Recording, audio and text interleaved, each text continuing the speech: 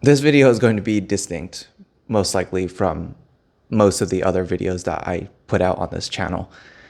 As you can probably tell from the title of the video, as well as the thumbnail, maybe the intro videos on the day of that I recorded, I managed to survive my first set of layoffs in big tech, probably not the last. And I've got thoughts, I've got feelings, I've got a lot of things sort of on my mind that I just wanted to chat about. So here we go. So this was the first large-scale layoff that I've been a part of since I started working. Back when I was working at a different, more legacy company, there weren't really any such things as these large-scale sweeping layoffs at the behest of senior leadership moving in a certain direction or because of just changes in market conditions. So this was really like my first taste of what it's like to be working in tech, and it was certainly an interesting time. In terms of how I ended up and how my team ended up, thankfully I was not directly affected, i.e. laid off, and I also wasn't restructured or moved into one of these priority AI organizations, but I was definitely impacted in terms of the work that I do, the people that I work with. And so it's going to take a while to sort of adjust to this new normal. Even today, working on this Thursday, the day after the layoffs, the day after Judgment Day, or the Day of Reckoning, as I had it marked in my calendar, it's still a bit of a weird time. I think a lot of people are still trying to figure out sort of where they want to end up and like sort of how to continue from here. It almost feels like a bit of a death in the family to a certain extent. Maybe not someone very close in the family, but a death nonetheless. Going into the Day of Reckoning, our org was pretty well suited, I would like to say. I think that we worked in a relatively high priority area, and our team was relatively competent and so on and so forth. So I didn't really feel like we had a lot of concerns going into it. And as for myself, I didn't feel like I had too much concern. I was in a bit of a weird area, sort of transitioning between a low priority or a lower priority area and a higher priority project, but I didn't feel like I would have been impacted. Even in the case that I were to be impacted, I had my emergency fund, which is funded at about $30,000. And the severance package, of course, that's provided would also help me tide over for quite a while. And I was pretty confident that I would be able to find a job if I were to have been impacted. In my case, a lot of that worry ended up being not super substantial because of the fact that, well, I'm still here for now. But it was still nice to have. I think the big thing for me and the sort of leading up to sort of the anxiety of the layoff itself. And I think this also warrants a bigger discussion video on its own of sort of the psychology of these tech workers earning like substantially large amounts of money, like much more than the median average wage in the US, right? And like why they still feel anxious and why I still feel anxious as someone that earns a very substantial amount and has a substantial amount saved. And like why financial anxiety still happens in these circles. And like some of the times it's because, yes, these people live very large lifestyles that they can't necessarily replicate with salaries everywhere. But even for folks on the FIRE mindset and the FIRE path, such as myself, I think that there's a sort of dichotomy, right? Of you're earning this amount of money and you can sort of see a glimpse of sort of what life could be like if you manage to save aggressively at this earning rate for some number of years versus a daily sort of reminder of what life usually is for a vast majority of people. I think that sort of difference between lifestyle and like what you could afford versus what you probably will afford if, say, you happen to get laid off and we're not able to find a job that replicates the amount of income that you have. I think it scares a lot of people, and I think it's something that I would consider as well, right? Because the amount that I'm saving right now at my job at Meta is about triple of what I was saving back at my old job. And saving triple the amount in a given year compounded over time is just a crazy, crazy amount once you start thinking about sort of compounding interest and what that looks like over an extended period of time. Of course, that comes with the sort of risk of being laid off or impacted in some other way. And that's sort of the dagger of Damocles or sword of Damocles that I mentioned in my initial video announcing sort of my job move. It's an interesting sort of bit of anxiety, financial anxiety, that I think a lot of tech workers on the fire path do have. I think it would be an interesting topic to explore further. But that's sort of my 2 cents on that. At the time being, I'm happy that I'm still able to continue on, at least for the next couple of months, earning and saving at this rate. I'll provide an update probably in a later video, but it is definitely something that I am grateful to continue to have at this moment, especially with this job market, which I'll get to in a little bit.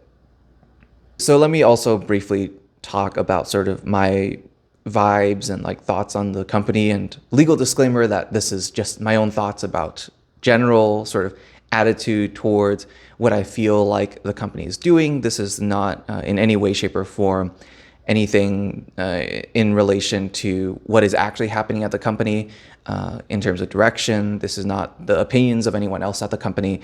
These are just my thoughts, right? And before I joined Meta, I was told, and when I read online, that Meta is different. Meta is different because of the fact that they move very, very quickly. They make these big sweeping changes, and they move and they act very decisively.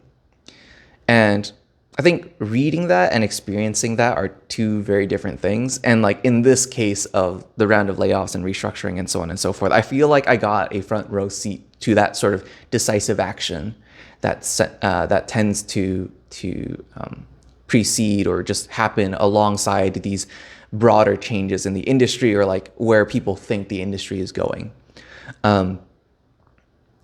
And so seeing that in action made me realize, and not saying that I agree or disagree with sort of the way that the company handled it, but when you are as large as a company like Meta and you are trying to make this massive, massive shift away, right, from one area of investment to another, there are going to be people that are impacted. And in this case, a lot of people that are impacted.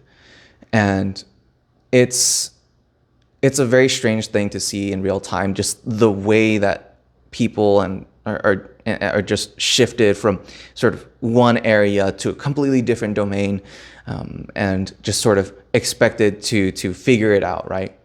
And I think that sort of ambiguity is both a good thing and a bad thing. I think in terms of the good of the ambiguity, right, it's like you have this uncharted territory of sort of unsolved problems of figuring out like how to best execute on a particular problem.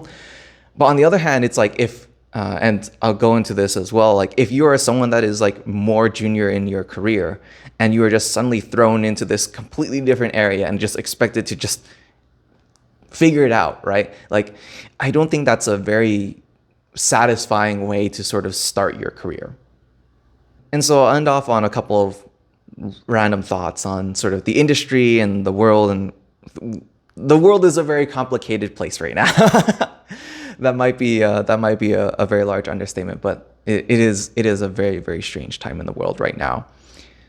In terms of the industry, right, and like the job market and everything else, this is probably the worst time to be a new grad, or really even if you're someone that's in the job market. I can't imagine this being an easy time, with AI being this sort of big sweeping change. Like, regardless of whether or not AI as like in its current form, in its sort of current sort of like bubble actually works out, I don't think anyone really knows whether or not it'll actually pan out. But like, its effects don't need to, like, it doesn't need to work out as an industry right now to already be like this big sweeping change factor on the industry. And like, the problem that I see with AI right now is that it's encouraging a lot of output, and it's rewarding a lot of output over sort of this long-term, like what I initially sort of hoped the industry would be, which is like sort of this long-standing like built-up wisdom for engineers starting in their career and then growing as an engineer, right? And so I feel like in this new age of AI where like you can, with the snap of your finger and like a prompt of Claude, like you can build these kind of neat gadgets, but in the meantime, you don't necessarily build as much of that like understanding muscle of like systems and how they work and like these nuances and intricacies of like these very, very complex systems. I feel like you lose a lot of that nuance unless you slow down, but you're also not rewarded if you slow down, because if you slow down, someone else is going to build more things with AI and you're going to be seen as a lower performer in that regard. And so it's a very, very weird time, even if you're looking for a job, because you just don't have as much runway to like actually learn and understand in like, say like you're switching to a new company. You just don't have enough time now, I feel, to actually speed up and like get to know like a technology stack or like what the company actually does or what your org actually does and what is important and what is meaningful and how all these sort of systems work together. And doubly so, like even more so if you are a junior engineer, right? Because if you are a junior engineer, you don't even have like prior context, prior work experience really to draw from. You don't really understand, like starting out in the industry, a lot of the way that organizations work, the way that these systems work and interplay. You just don't have that domain knowledge. But you are expected to learn very, very quickly in a way that I don't think was the standard sort of set of expectations for junior engineers pre-AI. So that's my piece on AI. In terms of where things are going as a whole, I think that this change, this set of layoffs and reorgs and everything else that's happening has really pushed me to be more convicted in terms of saving for FIRE, right? Because I think with the way that things are going, and I think I even made a video about this back in early 2024, talking about how like, I feel like with the way things are going, the only way to sort of not be left behind economically, right? To like not struggle economically in the future or financially in the future is to own assets, is to continue saving, is to continue investing.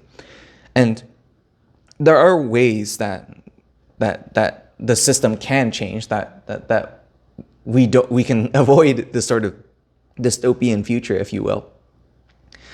But with the way that things are going right now, like this is one of the ways to protect yourself. And if you decide to have children or if you have other people that are dependent on you, this is sort of one way to sort of protect yourself.